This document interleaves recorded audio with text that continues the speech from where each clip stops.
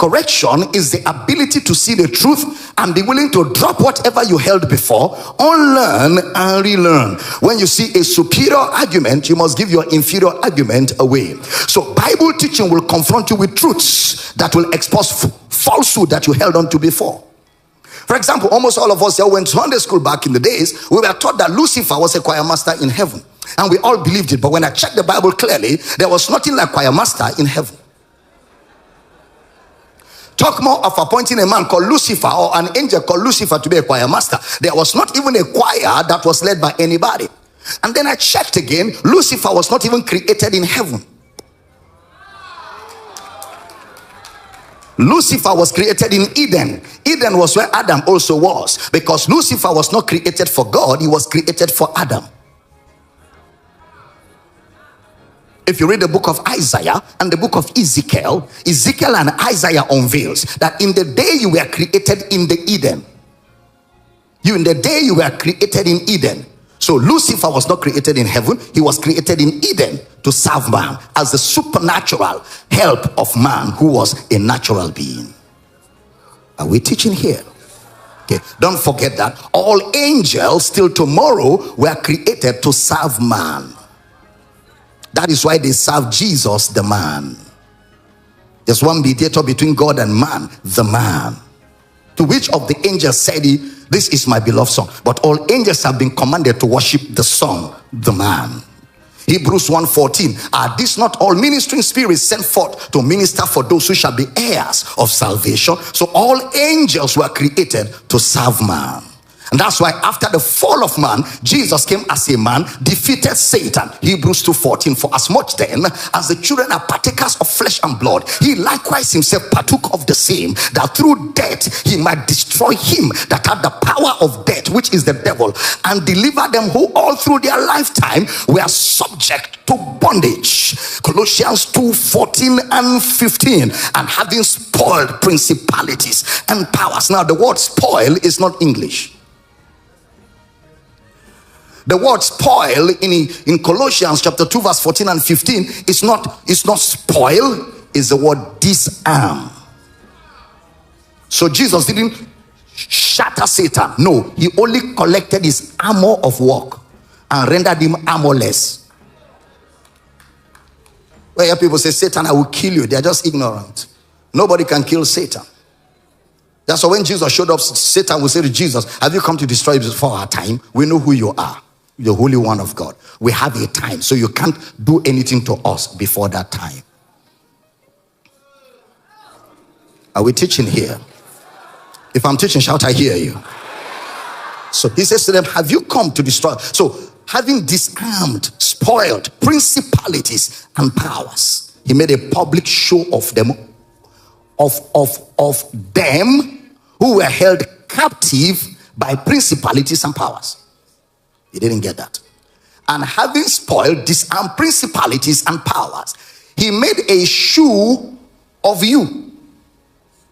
You that the principalities and powers held captive.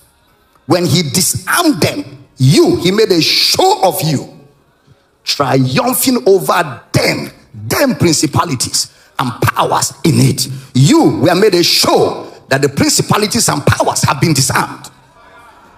I don't know if I'm communicating at all. He didn't make a show of principalities and powers. He made a show of the captives that were captured by the principalities and powers as a testimony of the victory that he has obtained. That's why today, the moment you believe the gospel, Satan is disarmed. He's watching you walk out of darkness into the kingdom of light, and he can do nothing about it. If I'm teaching good, somebody shout, I'm hearing you. So Paul now says, for I'm not ashamed of the gospel of Christ. The word gospel simply means good news. The message of Jesus' victory should be good news to the hearers. Good news, but not general good news. When you get married, it's good news, but that's not the gospel.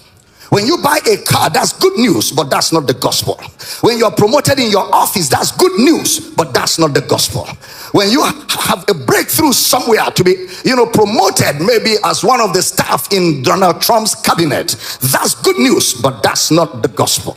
So every good news is not the gospel. So we've got to know, what is this good news called the gospel? Am I teaching good tonight? So the good news is the good news of Christ. I'm not ashamed of the gospel of Christ. If it is not Christ, it is not gospel. It's not the gospel of your testimonies. It's the gospel of Christ. The gospel of Christus. So the good news is the good news of Christ. That good news is the power. That good news doesn't have power. That good news is the power. Hearing that good news is hearing power. Power is not WWF. Power is not kutu kutu kutu kuku kaka. No, that's not power. That's exercise. Power is when God moves into a situation and changes that situation. Takes a sinner, makes him a saint. Pull a man out of darkness into light. There may be no physical action, but there will be an immediate transformation from darkness to light. Somebody said to me, well, you know, all these guys that preach grace, they preach Christ, they are not demonstrating power because they came from a church where people vomit and roll on the floor every Sunday. And to them, when people are vomiting and rolling on the floor, that is power. But these same people vomit every Sunday. And they keep rolling all the time. If you're not stupid and the preacher preaching is not stupid, when you have done something for 3, 4, 5 hours, you should know that he doesn't have power. Where there is power, it shouldn't take days, it should take seconds. Because he didn't say, in my name they shall struggle with demons. He said, in my name they shall cast out. Out is out. He didn't say they shall negotiate. He didn't say they will be asking questions. They shall cast out. So when you have power and you say out, is out. Whether there's drama or no drama. In fact, if there's drama, you tell the drama, stop that. Jesus will say, torment him not. I say, stop that. Out. Am I teaching here? And there are many times the power is in operation. Nobody is falling, nobody is vomiting, nobody is rolling, but serious things are happening in the spirits and in the thoughts of men. If I'm teaching, shout, I hear you. That's why Paul says, when we came, we didn't come with enticing words. We didn't come with motivational speaking. We didn't come with entrepreneurial teachings. We didn't come with success buttons. We didn't come with success Panadol. But we came in the demonstration. Now that word demonstration is not demonstration. There is the Greek word apodexis. Apodexis, demonstration. Apodexis means we came to flash light on the surface. That is where you were confused. When we spoke, light appeared. Suddenly confusion ended. That's power. Suddenly you are free from sin. That is power. Suddenly you didn't know what to do. Now you know what to do. That is power. Power is when light shines in the midst of confusion. Because somebody can fall and fall and fall and keep falling and break his leg and break his head, and nothing happened. But when we start teaching, and light starts opening up, and you go like, oh, I see. Yeah, I see. That's power.